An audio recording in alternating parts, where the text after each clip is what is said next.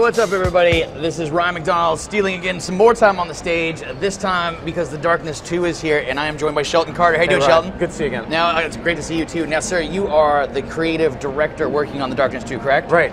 And you have brought it with us, or you brought it with yourself today? Yeah. Let's hopefully we can fire it up here and give you a look at it. Let's see what we got going on. Now, I was a huge fan of the first game. Right. And I've been looking forward to this. And yeah, I mean, right now we're 2 years after the events of the first game. So Jackie had been suppressing the darkness for that amount of time. He kind of kept the genie in the bottle, so to speak.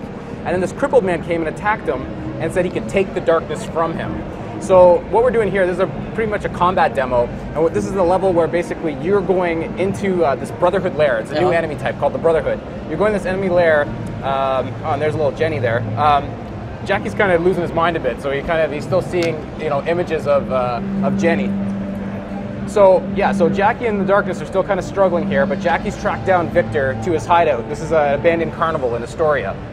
So we're going to step into the light here and just show you, because that's a key mechanic of the game, right? Right. It's like whenever you're in the dark, you're good. When you step out into the light, then you lose your powers. Right. So it's really important for Jackie to do that. And so backing up, what you guys are showing, but the folks at home, that didn't play the first game or not. Oh, shame on them. No. I'm just joking. Can you give them a little bit of backstory as to what these two crazy demon head things are and what we're seeing? Yeah. Like Jackie was a mafia hitman, Yep. and basically on his 21st birthday, he manifested this darkness. What you're seeing, you see the two demon heads on screen right now, and basically, at the same time, he had a fallout with the mob that resulted in them killing his girlfriend, Jenny. Oh, that's right. And when Jenny died, he went on a path of revenge, and he used the darkness. So what we're kind of bringing new to the game, in this one, I mean, we've changed the art style, and I'm going to talk to you about that in a sec, okay. but it's quad wielding.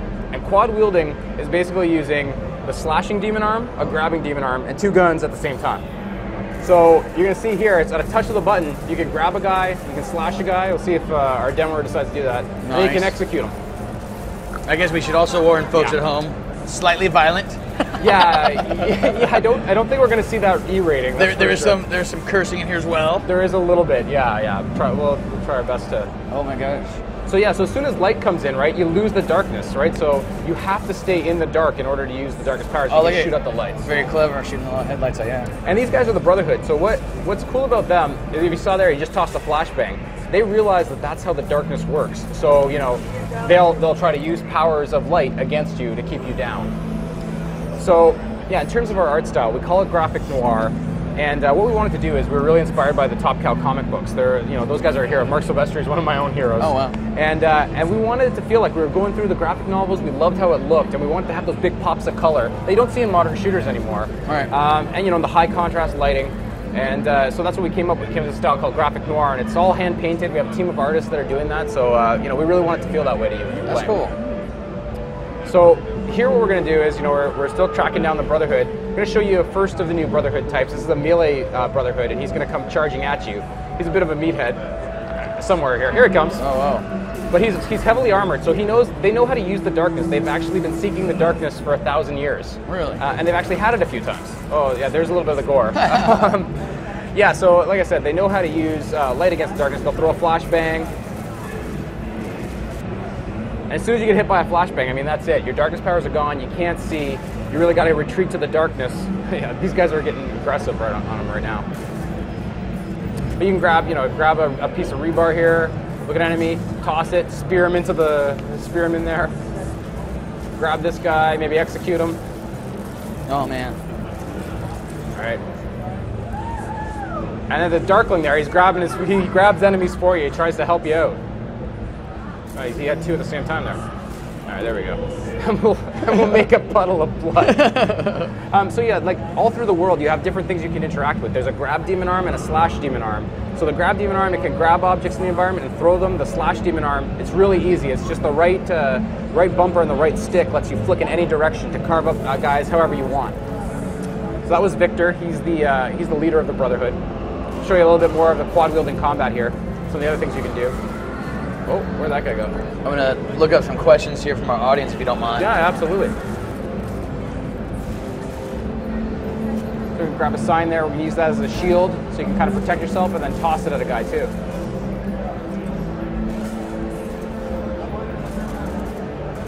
A couple more executions. This one's called an anaconda. And every time you kill a guy, you get essence. Okay, so look, when you eat a heart or when you kill a guy, you get essence, and that feeds right into our talent and progression system. So right up there is a talent shrine. We'll go hop in there real quick. And as you can see, there's many different ways that you can kind of specialize Jackie. There's 4 different branches that we're showing. We're going to grab gun channeling. It's a power that lets you channel the darkness through your weapons, give you amp damage and unlimited ammo. Wow. But you have to use that in the dark. So we've got a support brotherhood here. He's got a dynamic light. He's keeping on you. And as long as he's suppressing you with that, you can't use the darkness. Nice. So you have to shoot that, then you can turn on gun channeling, and then it's, well, then it's over for these guys. Yeah, a lot of trouble for these guys. I got a question coming in from Moyen Syed out of London, England. He wants to know who's composing the music from the game. Like, actually, there's 2 things I will add to his thing. Yeah. Is like, obviously, we had Mike Patton doing the voice of the Darkness from the last game. Yep. He was awesome. Yeah, and absolutely. he's back for this one, correct? That's absolutely correct. Yeah. And then, and I do remember the music in the first game being super awesome too. Are you guys using the same composer? Are you guys going different? Or what? We looked at a lot of different things. For the first game, that was actually an internal composer at Starbreeze that did the soundtrack. So for us, we managed to get Tim Wynn, and he's an amazing composer. He's done a lot of games work, and he's really kicked it up. He's really kind of brought that mystical presence to the game that we feel kind of adds to the supernatural elements. What's happening there? So that's the Darkness and Jackie struggling. You know, they have a super antagonistic relationship. Yeah. So basically, through the course of the game, the Darkness always wants to get let more out, and Jackie's always trying to keep him down, stay in control. So we're going to skip ahead a little bit here. We're going to show you a couple new powers. Sure. Gun channeling. The highest end of gun channeling is a power called Heart of Darkness that lets you see through walls and shoot through walls. And then we're going to show you a new enemy type that I say is kind of the Indiana Jones enemy type. He uses a whip. So you're going to see here, this is a Brotherhood guy with a whip. Hits you, well, didn't quite hit you there, but when he can disarm you. Oh. So now you're in trouble, and especially when you combine that with the support brotherhood who can shine a light on you, sometimes you can find yourself gunless and demon armless. Whoa. And, it's a really interesting combat. I guess the second part of this question I'm going to hit you up forward right now. Yeah. Is who's voicing Jackie Estacado? Is it going to be Kirk Acevedo from the first game? We haven't announced yet who Jackie is, although a lot of people have been asking, they've heard Nolan North before in some of our demos, and he was helping us out. Nolan isn't the voice of Jackie. Okay. So it's kind of cool to clarify that at least. So here we're going to see the Darkling trying to help you out. He's trying to get through this gate for you. But yeah, we're going to show you how Heart of Darkness works. So we got a couple enemies here. And as you can see, they're kind of shooting from behind cover. And so you can't get at them. But if you activate the Heart of Darkness power, turn that on, you can see them through the walls, and then you can just unload with gun channeling on them.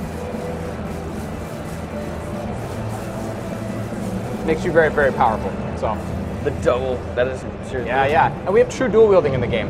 And by that what I mean is you can mix and match your weapons. You don't always, like right now he's got 2 of the same weapons, but you can mix and match. You can be using a Colt Commander and a UMP at the same time. You can really kind of figure out how you want to best play this game. The pace looks a little faster than the last game. Am I crazy? It's quite a bit faster, Yeah. It's definitely a bit faster. I mean, we really made it intuitive with the quad wielding, so you can just at the touch of a button, you've got your 2 triggers are your guns, and your 2 shoulder buttons are your demon arms. So it's really intuitive and easy to do, but it does create much faster paced combat. And then on top of that, you've got all these dynamic elements in the environment. So there we see there's a fan blade there. Okay, here's some Brotherhood, get the drop on those guys. We'll take off your head. Right, and there's the Darkling. He's kind of riding that guy like he's in a rodeo, distracting him for you. You can grab him, and let's do a spinal tap if we can here. Oh, no, wishbone. Here we go. There's a wishbone, and you Thanksgiving turkey the guy in half, right? You can grab a car door as a shield, throw it, kill guys. So it really, it's really kind of combat recipes that you come up with as your plan. I mean, like a billion questions here. Oh, that's all right, yeah. The one question I have from Toss a guy. Cody Whitson out of Nebraska, he wants to know, does the Darkling get stronger, or is there any progression to that? Yeah, I mean, we showed a little bit of the talent progression there, and we didn't really show where the Darkling lands on that, but absolutely the Darkling's a part of that tree. Right. It's a good question. We're actually going to show a little bit more of the Darkling here. He's kind of, like I said, he's got more than just kind of, farting and peeing on things as he goes through the world. He actually will help you out and kind of help you progress through the game. So right now he's going to, try to use this truck to get you through that gate you couldn't get through. Do that. Let's see what he does here. So it's kind of fun because we do have this kind of grim, gory game. Yeah. But the Darkling brings this element of humor. He's always kind of doing things that kind of, lighten the mood a little bit, show you some fun. Oh, nice. Yeah. A guy coming into your living room, So there you go. There you see the true dual wielding there. So we've got a Colt Commander and UMP in the in either hand, and we got the Demon Heads on screen too. Johnny out of Boston has a really good question because looking at this thing, it seems like you guys are all over the place. Is this game, fairly limited? He wants to know, is it open world at all? Is it kind of like the first game? How would you describe it? I guess what I would say we have in common, obviously we're a super narrative-focused game. This is a combat demo, but we're a pretty narrative-focused game. The first game was written by Paul Jenkins, and so is our game. So we have the same writer. And a narrative-focused game means that you have to have those things like conversation systems and hubs, and we have those in the game. We're not showing them just yet, but those things are definitely there for the players that like that stuff. What we're going to show you here is every once in a while you get an enemy that drops a black heart, and when they drop a black heart, you can throw that heart and create the black hole. Oh wow,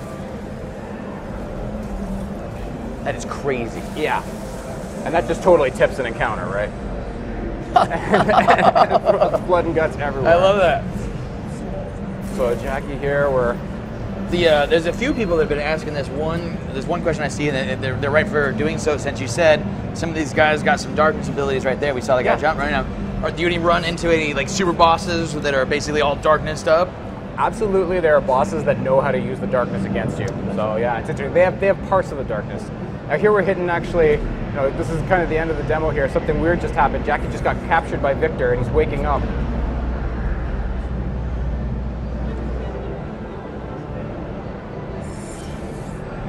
So that's the demo. Actually, you guys just saw what we're showing at E3. We're kind of giving you a taste of where the game's at. That is fantastic. Yeah. Shelton Carter, that is awesome. Oh, man. thanks, Thank man. you so much. Appreciate it. I'm gonna ask you a couple questions. Yeah, if you don't absolutely. mind, I'd love before to I let answer you more go. questions. Yeah. I've got a ton of people. Cody's getting a bunch of questions answered. Cody out of Nebraska wants to know, will there be any cameos of other characters from crossover issues, the comic, like Witchblade or anything crazy? Right. Witchblade's a big Top Cow property, and so is Darkness. We're really focused on the story of Jackie, just like the first game. That's really important to us, but we are pulling in a lot of things from the comic book. Like the Brotherhood are actually something from the comic book. So there's lots of elements. If you're kind of a comic book fan, you're going to see a lot of, there's a lot of little hints for you, a lot of little, Easter eggs for those comic books. Tip in the hat a little bit? Tip of the hat. We love the comics, so, I know a lot of people did. All right, I'm going to totally let you go because otherwise I would keep you here going through all these questions all day long. That's all right. All right, thanks. Hey, Ryan, Thank you so much. Appreciate it. Really do appreciate you coming by. And up next, we're going to be taking a look at the Atari booth in this tour right now. Let's take it away.